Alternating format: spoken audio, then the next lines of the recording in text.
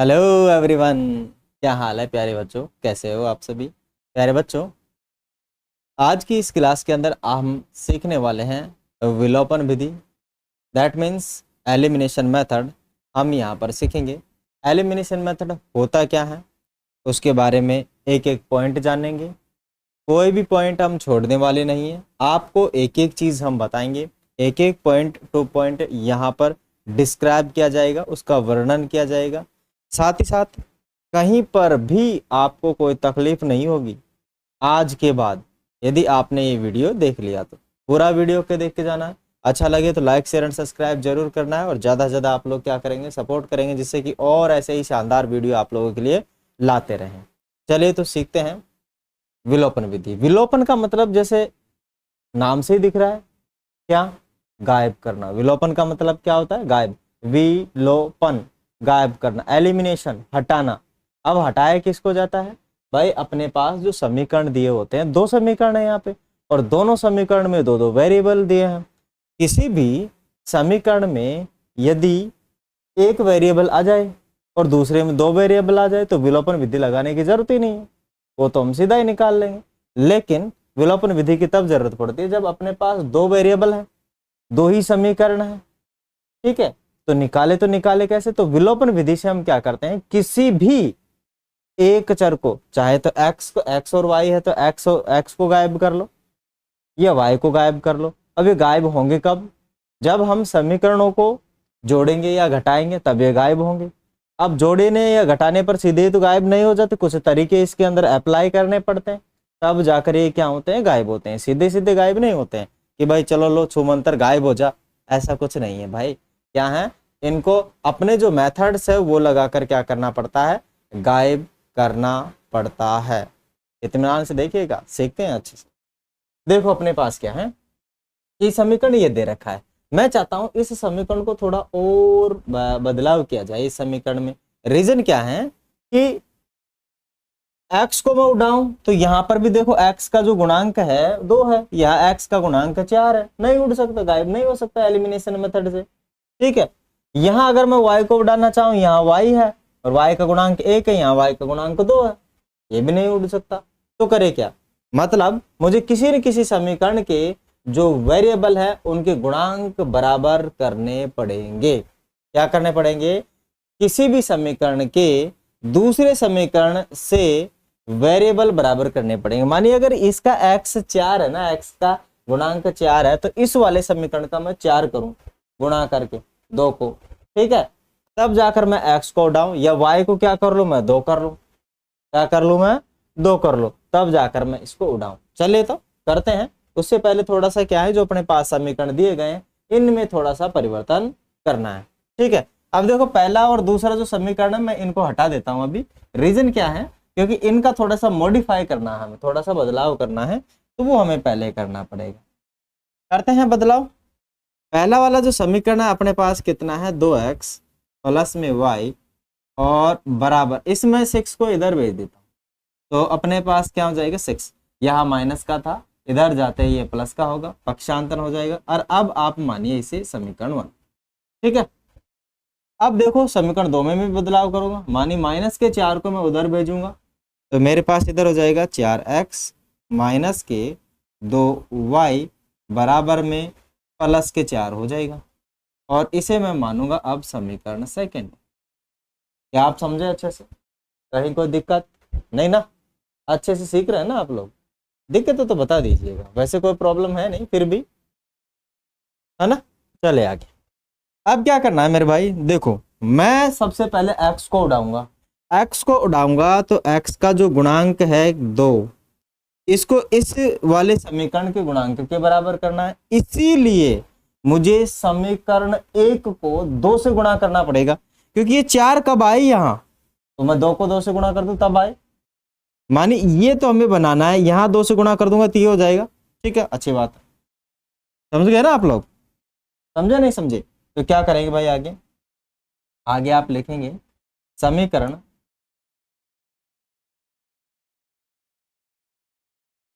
समीकरण एक को 2 से गुणा करने पर हम एक एक चीज ही सीखेंगे ना। मैं चाहता तो दोनों चीज यही लिख देता कि समीकरण एक को 2 से गुणा करके समीकरण 2 में से क्या करना है, घटाना है, ये मैं लिख सकता था।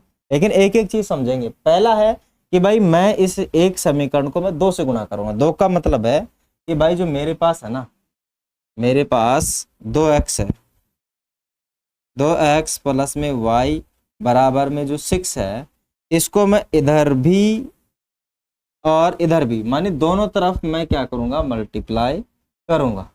और किससे मल्टीप्लाई करूंगा, जब 2 की बात चल रही तो इधर भी मैं 2 से गुणा करूंगा और इधर भी मैं 2 से गुणा करूंगा। ये जो 2 से गुणा होगा ये इससे भी गुणा होगा और इधर वाले से भी गुणा होगा। जब बीच में प्लस या माइनस होता है तो संख्या जो बाहर है ब्रैकेट के वो दोनों से मल्टीप्लाई की जाती है। क्या जो बाहर है वो दोनों से क्या की जाती है, मल्टीप्लाई की जाती है। क्या आप समझे? समझे नहीं समझे? समझे ना। चलो तो मैं करूंगा दोनों से मल्टीप्लाई। अंडरस्टूड। 2 को मैं 2 से मल्टीप्लाई करूंगा तो मुझे मिलेगा 4। कितना मिलेगा, मुझे मिलेगा 4। और साथ में x तो मैं लिखूंगा, आगे प्लस है वो मैं प्लस लगा दूंगा। आगे कितना है, ये 2 इससे भी y से भी गुणा होगा तो 2y हो जाएगा, 2y हो जाएगा। और इधर वाला 2 6 से भी गुणा होगा तो ये हो जाएगा 12। और मैं इसे कंसिडर करूंगा समीकरण नंबर 3। वैसे 2 से एक समीकरण से ही बना है, लेकिन मैं इसे कंसिडर करूंगा समीकरण नंबर 3। ठीक है, ध्यान रहे ये समीकरण नंबर 1 का मॉडिफाई रूप है।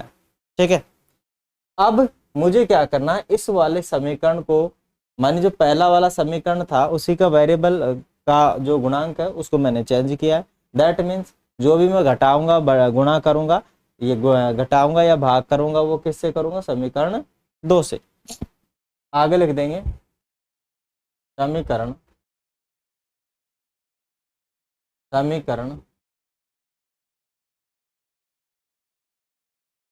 2 में से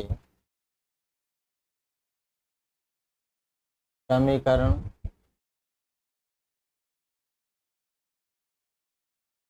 3 को घटाने पर।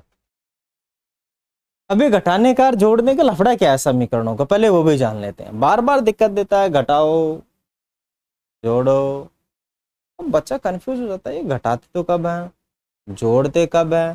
तो ये कंफ्यूजन मैं आपका क्लियर कर देना चाहता हूँ। देखो भाई, अभी मैं किसको उड़ाने की बात कर रहा था, एक्स को उड़ाने की बात कर रहा था, मानी एक्स को विलोपित करने की बात कर रहा था। जब एक्स को मैं विलोपित करूंगा तो एक्स का चिन्ह भी देखूंगा। देखो भाई एक्स का चिन्ह क्या है, यहाँ एक्स है ये और ये वाला भी एक्स है। ठीक है ना, माने समीकरण 1 समीकरण 2 और दोनों ही समान चिन्ह है, प्लस के हैं। जब दोनों समीकरण के जो वेरिएबल है कौन से, जिसको मैं उड़ाना चाहता हूं, चाहे एक्स एक्स हो चाहे वाई वाई हो, अगर ये दोनों जो समीकरण है इन दोनों का चिन्ह यदि समान है तो समीकरणों को घटाया जाता है। चिन्ह समान होने पर समीकरणों को क्या किया जाता है, घटाया जाता है। और चिन्ह असमान होने पर समीकरणों को जोड़ा जाता है। दिमाग में डाल लेना भाई, है ना, सही से अच्छे से कान खोल लेना, जरा थोड़ा सा समझ लो आप लोग, है ना, समझ ही लो, ऐसे पार पड़ेगी नहीं। अगर मेरे पास इफ आई हैव, यदि मेरे पास क्या हूं, किसी भी समीकरण में समान चिन्ह हो, मानी प्लस प्लस हो दोनों के, ठीक है, और माइनस माइनस हो, ऐसी कंडीशन में हम दोनों समीकरणों को, मानी ये भी x का गुणांक, ये भी x का गुणांक, ये भी x का गुणांक, ये भी x का गुणांक, ऐसी कंडीशन में हम दोनों समीकरणों को जोड़ते हैं। क्या करते हैं, जोड़ते हैं। और यदि एक हो जाए प्लस, एक समीकरण का चिन्ह हो जाए प्लस, दूसरे का हो जाए माइनस, और पहले का हो जाए माइनस और दूसरे का हो जाए प्लस, मानी असमान चिन्ह होने पर हम क्या करते हैं, हाँ इधर तो घटाते हैं, उल्टा लिख दिया, घटाते हैं। समान चिन्ह होने पर हम क्या करते हैं, घटाते हैं। और असमान चिन्ह होने पर हम क्या करते हैं, क्या करते हैं, जोड़ते हैं। क्या कर देते हैं, जोड़ देते हैं। क्या आप मेरी बात अच्छे से समझ गए या नहीं समझे? बता दीजिए एक ही बार में, दोबारे का काम नहीं है, लफड़ा ही नहीं है दोबारा का, ठीक है ना। अब क्या करना है, समीकरण 2 में से मैं समीकरण 3 को घटाऊंगा, चाहे समीकरण 3 में से आप समीकरण 2 को घटा लो, कोई दिक्कत नहीं है। लेकिन गलती ये मत कर देना है कि समीकरण 1 में से समीकरण 3 को घटा दें ना, क्योंकि समीकरण 1 और समीकरण 3 दोनों एक ही हैं, क्योंकि मैंने समीकरण 1 से समीकरण 3 बनाया है, समझे ना। हाँ, तो समीकरण में 2 लिख रहा हूं। समीकरण 2 क्या है अपने पास? समीकरण 2 है 4x minus 2y is equal to 4, और समीकरण 3 ये दे रखा है 4x प्लस में 2y बराबर 12, और इनको मैं क्या करूँगा, घटाने की बात चल रही है, घटाने पर चिन्ह परिवर्तित होते हैं। एक बात विशेष ध्यान दिया जाए, जब हम घटाते हैं तो चिन्ह परिवर्तित करते हैं, जो नीचे वाली संख्या है ना उसका भाग क्या करते हैं, घटाने पर चिन्ह परिवर्तित कर देते हैं। कैसे? अगर मान लीजिए भाई मैं घटाऊंगा तो आपको पता है मैं चिन्ह यहाँ पर भी माइनस का लगाऊंगा और यहाँ पर भी माइनस का लगाऊंगा।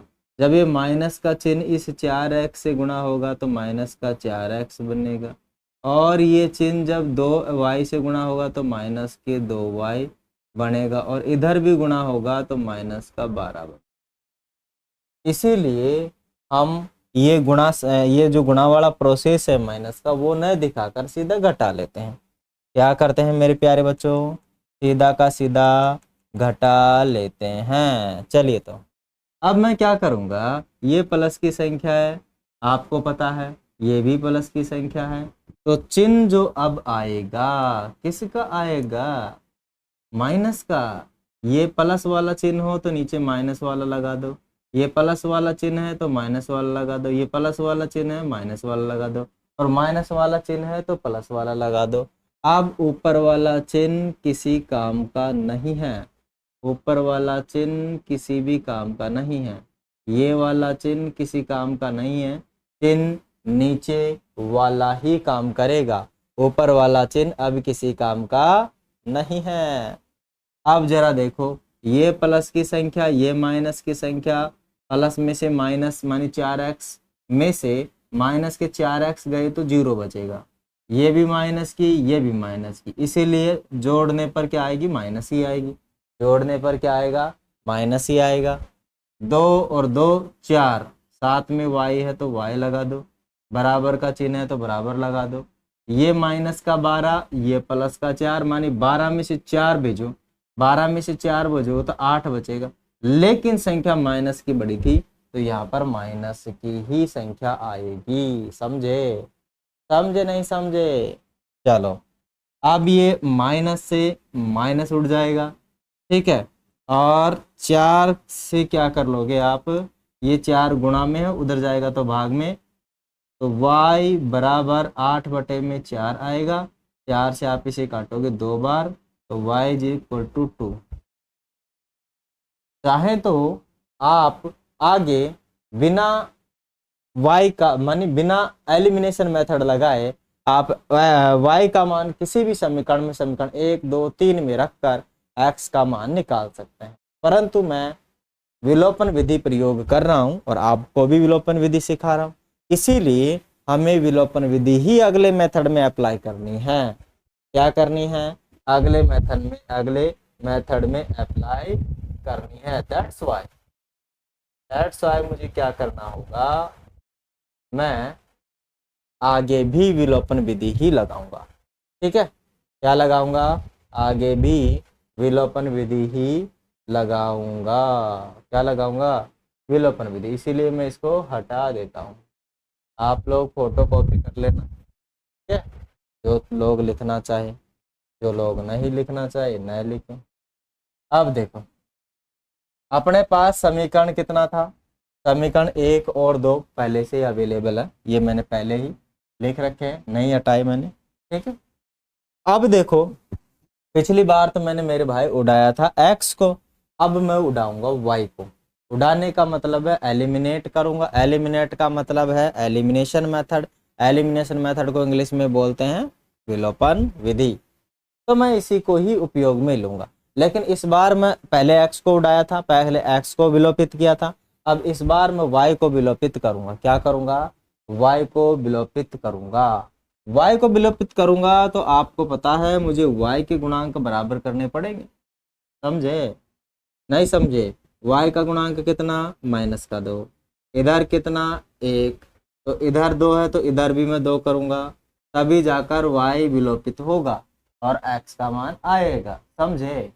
चलिए, तो अब मैं क्या करूंगा, इस बार समीकरण 1 को फिर मैं 2 से मल्टीप्लाई करूंगा। किससे मल्टीप्लाई करूंगा?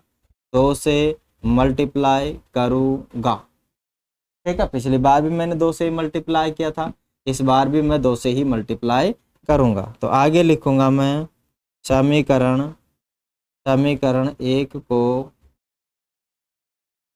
2 से गुणा करके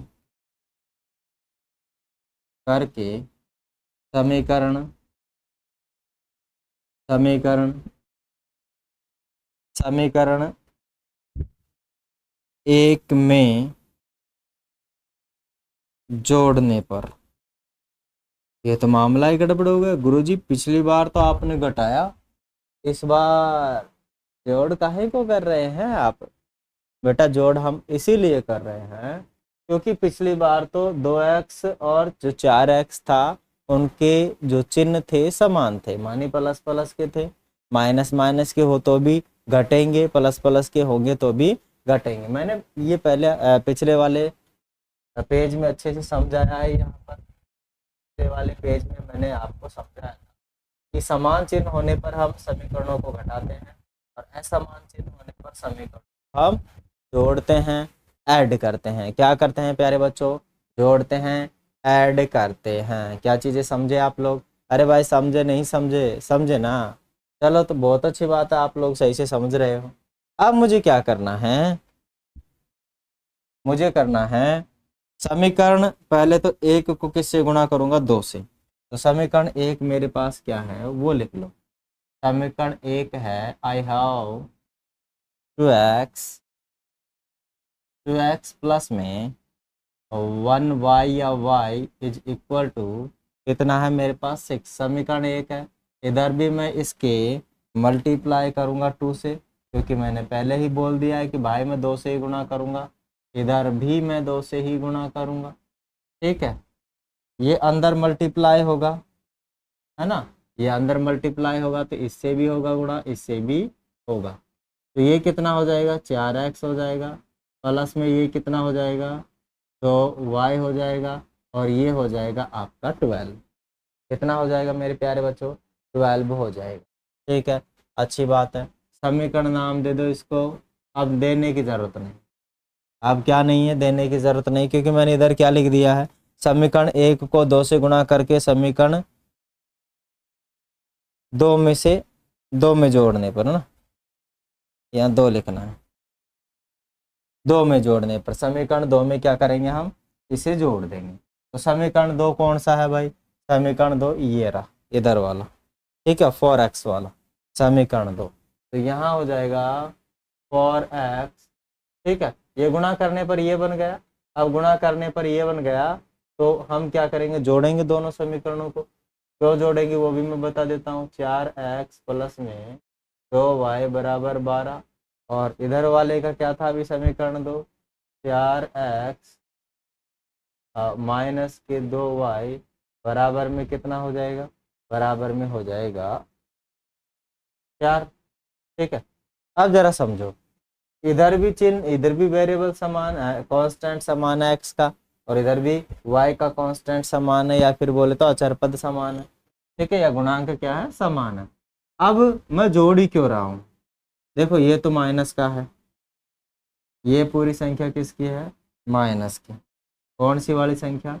ये वाली संख्या पूरी माइनस की है, क्योंकि चिन्ह इधर वाला काउंट करते हैं, इसका इधर का काउंट करेंगे तो ये प्लस की संख्या है। ठीक है, ये भी किसकी है, प्लस की, और ये किसकी है, माइनस की, ये प्लस की और ये माइनस की।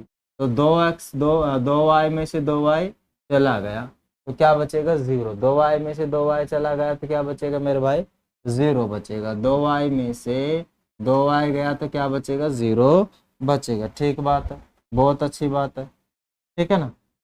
अब मैं क्या करूँगा, जोड़ दूंगा, और जोड़ने पर चिन्ह बदलते नहीं है। जोड़ने पर चिन्ह नहीं बदलते हैं तो 4x और 4x कितने हो जाएंगे, 8x। ये माइनस का और ये प्लस का समान है, संख्या बन के 0 हो गई। और इधर कितना होगा, 16। इधर कितना हो गया मेरे भाई, 16 हो गए। समझे आप लोग, अरे नहीं समझे कि नहीं समझे, समझे, ठीक है। अब x का मान चाहिए, इसलिए 16 के बटे में 8 चला जाएगा, क्योंकि गुणा की संख्या किस में जाती है, बराबर के दूसरी साइड में, भाग में जाती है। ये पक्षांतरण के नियम है, ये हमें आने चाहिए, ठीक है। साथ ही साथ हमारी जो बेसिक मैथमेटिक्स है उसमें बहुत अच्छी अच्छी वीडियो हम आप लोगों के लिए लेकर आ रहे हैं, उसमें रोज हम अपलोड कर दे रहे हैं बहुत अच्छे तरीके से। आप लोग देखिएगा, आपको मजा आएगा देखकर, ठीक है ना। अब 8 से काटोगे 2 बार कटेगा, कितनी बार, 2 बार। दैट मीन्स मेरे पास y का मान कितना आया था, y का मान भी 2 आया था शायद, ठीक है। देखते हैं, y का मान भी 2 और x का मान भी, y इज इक्वल टू 2 और x is equal to 2। x का मान भी 2 है और y का मान भी 2 है। ये हो गई अपने विलोपन विधि से समीकरणों को हल करना। समीकरणों को हल करने का मतलब है कि समीकरण में जो वेरिएबल उपयोग लिए गए हैं x y z a b c d लगा के कुछ भी, उनका मान हमें निकालना होता है। यही होता है आपका क्या, विलोपन विधि से समीकरणों को हल करना। समीकरणों में जो वेरिएबल दिए होते हैं उन्हीं का मान हमें निकालना पड़ता है। आशा करता हूं आप लोग इस चीज को समझे होंगे। थोड़ा सा मैं कुछ और बता देना चाहूंगा कि यदि अपने पास देखो यहाँ पर 2 वेरिएबल है x और y, तो 2 ही समीकरण है। और यदि 2 से ज्यादा वेरिएबल उपयोग किए जाते हैं, मान लीजिए 3 किए जाते हैं, तो 3 समीकरण वो डेफिनेट देगा। क्या देगा, 3 समीकरण देगा, अदरवाइज हम x y z का मान नहीं निकाल सकते, ठीक है ना। कम से कम वो हमें 3 समीकरण देगा। यदि नहीं देगा तो किसी एक का मान हमें पहले ही लिख कर देगा कि x का मान इतना है या y का मान इतना है या z का मान इतना है। किसी भी एक का मान हमें लिखकर वो देगा। चलिए तो प्यारे बच्चों, आप लोग इत्मीनान से इसको देखें। आप लोग क्या कर लीजिएगा, कॉपी कर लीजिएगा, ठीक है। ये आपका पहला पेज है, यहाँ से आप लोग इसका स्क्रीनशॉट ले लीजिए, चाहे तो फोटो कॉपी कर लीजिए। और ये आपका दूसरा पेज। आई होप कि आप लोग अच्छे से समझे होंगे, सीखे होंगे। फिर मिलेंगे अगले सेशन में, तब तक के लिए लेते हैं आप सभी से अलविदा। Thank you, have a nice day.